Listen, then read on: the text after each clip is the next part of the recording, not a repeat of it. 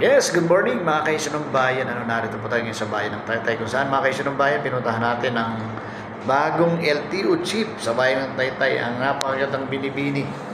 Yan, si Ma'am Jovelyn Escarten, ang LTO chief sa bayan ng Taytay mga kaisunong bayan. Nagkuha lang tayo ng konting panayam sa kanyang ikalawa o ikatlong linggo dito sa bayan ng Taytay. Ma'am, tayo po tayo sa programang Rizal Issue ng Bayan. Kumusta na po ang takbo ng ating LTO dito sa bayan ng Taytay? Particular to sa mga kumukuha ng lisensya, lisensya, at saka yung mga ng mga sasakyan. Release ng sa ngayon naman sir, November, December po, hindi po natin maasahan na marami talaga dyan ang mga kukuha at mag-apply ng lisensya.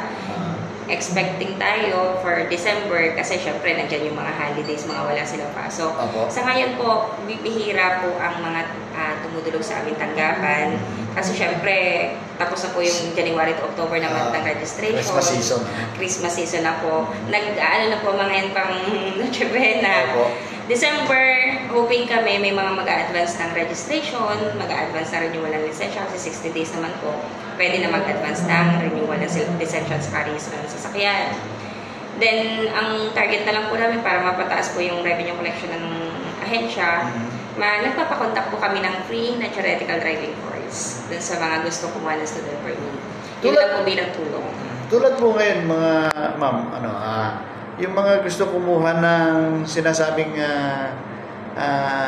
student permit, balita ko po, meron po kayong libre.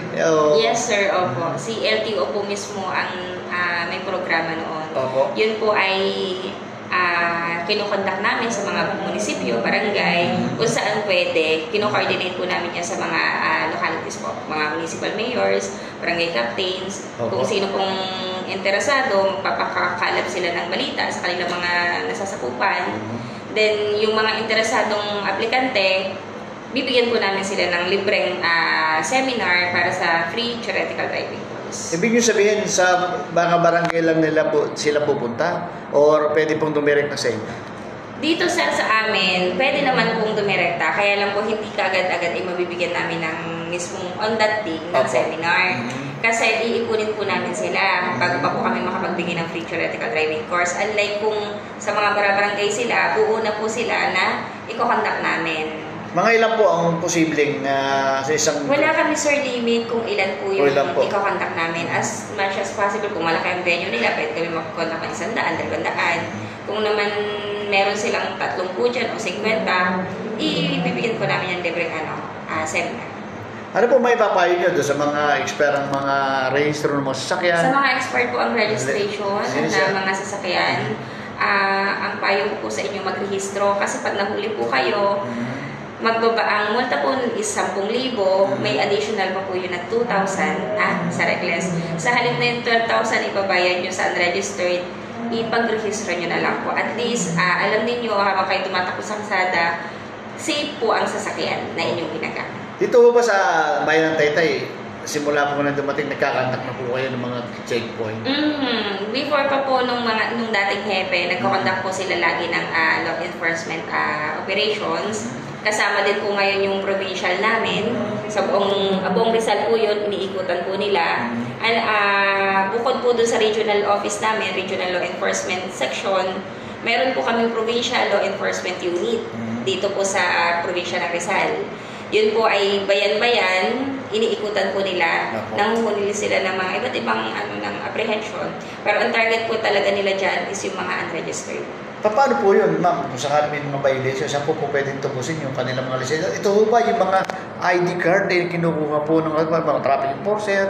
Tulad po ng mga traffic na sasana... Ang traffic enforcer, sir, yung mga local natin na hindi naman po deputized na LTO, hindi po sila allowed kumuha ng driver's license.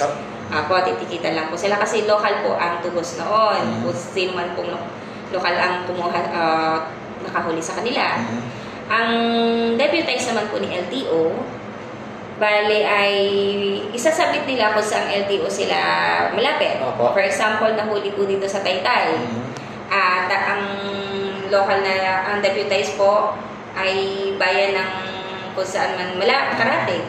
isasubmit po nila yun dito sa Taytay kasi taga dito po ang tao. Kung saan mas malapit na siya tumubos, doon po nila isasubmit yung Pwede po pala, hindi katulad po dati yata sa national. kung saan po, kung central yan, central pa rin siya tutubusin. Ngayon po pwede na po pala yung gano'n.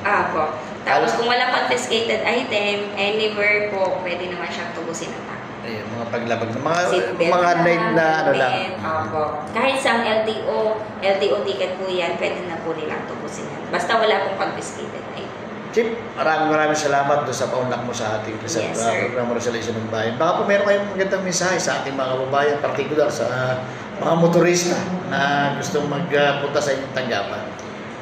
Lahat po ng tao na gusto pong humingi ng serbisyo ng LTO Taytay, kayo po ay open sa amin. Open po ang aming opisina. Pwede po kayong dumulog anytime. At ang payo ko lang po sa ating mga motorista, drive safely lang. Ayan. Thank you. Maraming salamat po ma'am sa paunlak ninyo dito sa ating Resolution ng Bayan. At sana po ay pagpatuloy natin ang magandang serbisyo sa bayan ng Taytay. Particular sa mga motorista nga mga nakakaroon ng mga violation na hindi nila inaasahan pala na may ganun pala sistema. Maraming salamat po at mabuhay po tayong lahat. Mabuhay po ma'am. Thank you, sir.